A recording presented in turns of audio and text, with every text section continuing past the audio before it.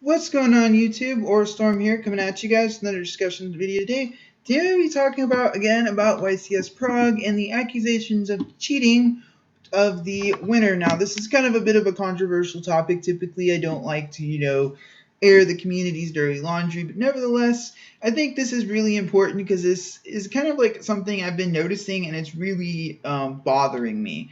So, if you guys don't know what happened at YCS Prague, unlike a lot of the American YCSs, Konami typically live streams these events, and during the final, the guy who won the event, I don't know his name off the top of my head, was caught cheating not once, not twice, not three, but 4 different times on the stream. Now, first off, I know a lot of you guys watching this might be arguing that the guy's tired, blah, blah, blah, he's really tired.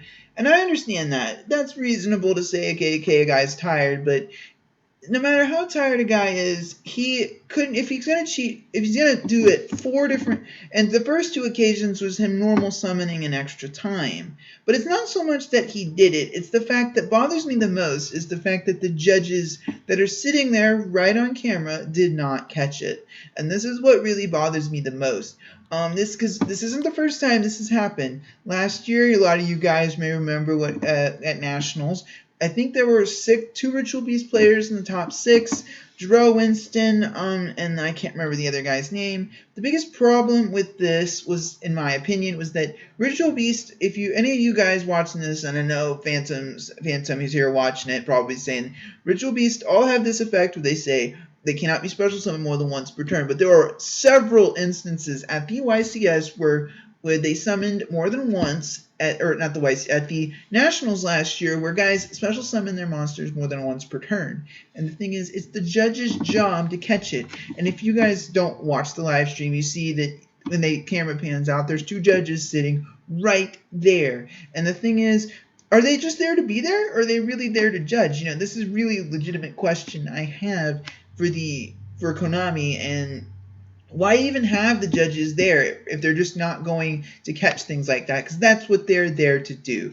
Now, I do think a majority of judges, all the judges I've dealt with at the events I've been to in the past, are really good people. And I always advise, people, when you guys out there, when you go to an event, you want to talk to the judges about any rulings you might be confused on. That way you know how it's going to be ruled that day if later it comes up. I always tell people that that's a really good, smart thing to do, to make sure you have good rulings and you know how something's going to be ruled, even if it's ruled wrong or not. At least you are prepared, so you don't get ruled against and get all salty. And I do think that, but this kind of has been something that I'm noticing it, and the fact that it continues to happen every time we have a big event like this live streamed, especially in the final, is really boggles my mind. And the fact is, it's during a final, so there's numerous judges that are there that should catch these things.